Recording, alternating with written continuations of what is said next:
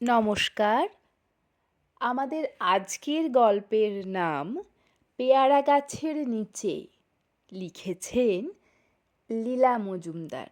তাঁর গল্প লেখা নিয়ে আমরা আর বিশেষ কীই বা বলি। এত সহজ সুন্দর সাবলীলভাবে লিখে চলা প্রতিটা গল্প আমাদের জন্য ভীষণ মনোমুগ্ধকর। তাই বিশেষ কথা না বাড়িয়ে সরাসরি গল্পের দিকে মন দেব। ও হ্যাঁ, গল্প পাঠে আমি হৈমন্তী ও আমি প্রায়ই পাঠক। এটি আমাদের চ্যানেলের তৃতীয় গল্প। প্রথম দুটো গল্প ছিল শরৎচন্দ্র চট্টোপাধ্যায়ের লালু এবং রবীন্দ্রনাথ ঠাকুরের কাবুলিওয়ালা। প্রথমত দুটো গল্পই আপনাদের কাছে ভীষণভাবে সমাদৃত হয়েছে, তার জন্য আন্তরিক কৃতজ্ঞতা এবং ধন্যবাদ জানাচ্ছি। এবং ছোট সদস্যকে দিয়ে গল্প পাঠ করানো এবং ছোট সদস্যকে গল্প পাঠের অংশ হিসেবে নেওয়াকে আপনারা এত ইতিবাচক দৃষ্টিতে দেখেছেন, যার জন্য আজকে আরেকটু সাহস করে তার সাথে গল্প পাঠ শুরু করলাম। বুড়ো দাদু আর মনুয়া দিনভর পেয়ারা গাছতলায় বসে থাকে। শীত এসে যায়, পেয়ারা গাছের পাতা বড় কম। ডালের মাঝখান দিয়ে রোদ এসে ওদের গায়ে পড়ে। ডালপালার আঁকাবাঁকা ছায়া ওদের গায়ে পড়ে। সেই ছায়ার দিকে অনেকক্ষণ তাকিয়ে থেকে ওপর দিকে চেয়ে মনুয়া দেখে আকাশের নীল গায়েও ওই রকম ডালপালা সাদা রং দিয়ে আঁকা। মনুয়া একটা জোরে নিঃশ্বাস ফেলে বলে, বুড়ো দাদু, কাল আমার জন্মদিন। আমার বন্ধু কাকরের তাই নেমন্তন্ন। বুড়ো দাদু নীল আকাশ যেখানে নীল বনের পেছনে ডুবে গেছে সেদিকে চেয়ে বলেন, কাল আমারও জন্মদিন। আমার বন্ধুদেরও নেমন্তন্ন করতে হবে। মনুয়া বলে, কারা তোমার বন্ধুরা বুড়ো দাদু? তাদের চিঠি দিতে হবে না? মা কাল কিশমিশ দিয়ে পায়েস রাঁধবে।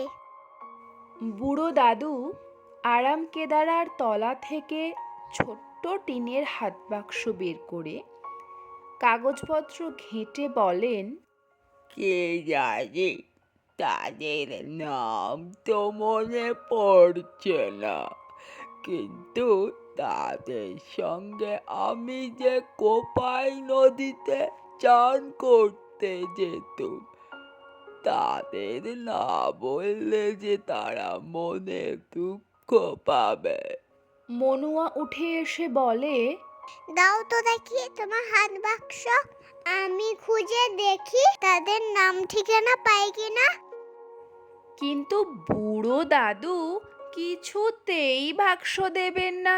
বলেন, আরে মনুয়া, তোর বাবাকে নাকি তার বাবাকে কাকে যেন একবার দিয়েছিলুম, সে গেটে গুটে তাচ নাচ করে দিয়েছিল।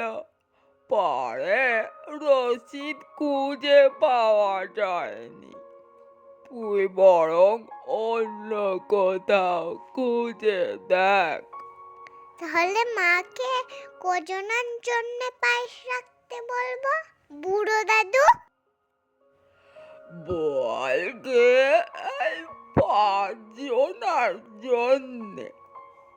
না রে, দাঁড়া দাঁড়া, যে আমার নতুন চটি কোপায়ের জলে ভাসিয়ে দিয়েছিল তাকে বলে কাজ নেই।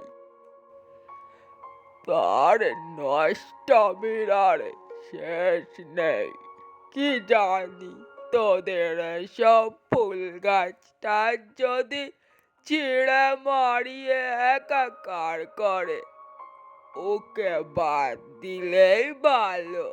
বেশ, তাহলে বলি 4 জন।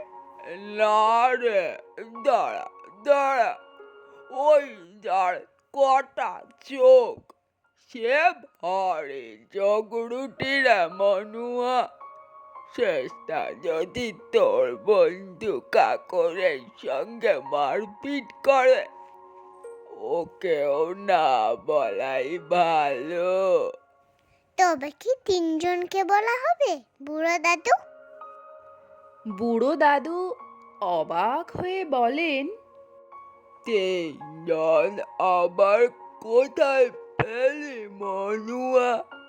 গয়লা বাড়ির ওপারে যে থাকে, গয়লাদের কাছ থেকে চুরি করে সর মাখন খেয়ে খেয়ে তার যে শরীরের আর কিছু নেই, অত পায়েস তার সইবে কেন? ওর নামটাও কেটে দে। মনুয়া বললে, তাহলে আমার বন্ধু কাকর আর কাকরের ছোট ভাই উদা আসবে। আর তোমার বন্ধু 2 জন তো? যাই, মাকে বলে আসি গে। বুড়ো দাদু তাই শুনে মহা ব্যস্ত হয়ে ওঠেন। কি জ্বালা! অত তাড়াটা তোর কিসের শুনি? ওই 2 জনের একজনের মুখে সারাক্ষণ মন্দ কথা লেগেই আছে। সেসব শুনে যদি তোরা শিখে ফেলিস, থাক, ওকে না বলাই ভালো। মনুয়া বুড়ো দাদুর কাছে ঘেঁষে এসে বলে, তবে কি মোটে একজনকে বলবো? বুড়ো দাদু এদিকে ওদিকে বাগানের চারদিকে, দূরে পাকড়াশিদের বাঁশঝাড়ের দিকে, আমতলির পথের দিকে চেয়ে বলেন, আবার একজন কোথায় পেলি রে মনুয়া? আমাকে সুস্থ নিয়ে বলেছিলুম 5 জন। মনুয়া বুড়ো দাদুর পায়ের কাছে বসে পড়ে বলে, তবে কি তোমার বন্ধুরা কেউ আসবে না? বুড়ো দাদু শুনে অবাক হন। কেউ আসবে না কি রে? ওরা কজনাই শুধু আসবে না, আর তো সবাই থাকবে। কাকরের ভাই উদা, তুই, তোর মা, বাবা, কাকা, পিসি, তাদের বাবা, আর বুলোকে বলিস না যেন। নেরি কুত্তা হলে কি হবে? কি গায়ের জোর বুলো। ও হয়তো একটু বেশি খাবে, কিন্তু মনুয়া বুড়ো দাদুর পায়ে হাত বুলিয়ে বলে, কিন্তু কি বুড়ো দাদু? আমি তোকে কি দেব? দে তো দেখি আমার হাত বাক্সটা। বল, কি চাস? গয়না চাস? গয়না তুমি কোথায় পাবে বুড়ো দাদু? কেন? আমার ঠাকুমার কত গয়না ছিল। ডাকাতদের সর্দার ছিল আমার ঠাকুমার বাবা। তার ভয়ে এ অঞ্চলে বাঘে গরুতে এক ঘাটে জল খেত। সন্ধ্যের পর ভয়ে কেউ পথে বেরুত না। বেরুলে তাদের মেরে কেটে গয়নাগাটি যা ছিল কেড়ে করে। ও কি মনুয়া, মুখ ডাকিস কেন? আচ্ছা আচ্ছা, গয়নাগাটি নাই নিলে, তাছাড়া সেসব নেইও। মোহর নিবে? থলো থলো সোনার মোহর, একটাও ডাকাতি করে পাওয়া নয়। রাজা ছিল রে আমার ঠাকুরেদা, ওদের বাড়িতে সবাই দুধে চান করত, সোনার খাটে বসে রূপোর খাটে পা রাখত।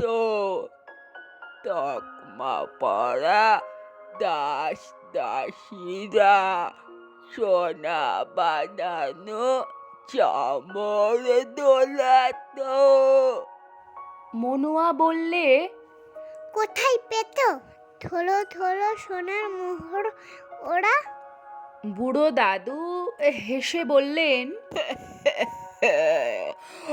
ও মা, তাও জানিস না বুঝি? প্রজাদের কাছ থেকে খাজনা আদায় করা হতো যে, না দিয়ে সব যাবে কোথায়? ধান কেটে ঘর জ্বালিয়ে। ও কি মনুয়া, কাঁদছিস নাকি? আচ্ছা, মোহর নাই নিলে সেসব হয়তো খরচ হয়ে গেছে একদিনে।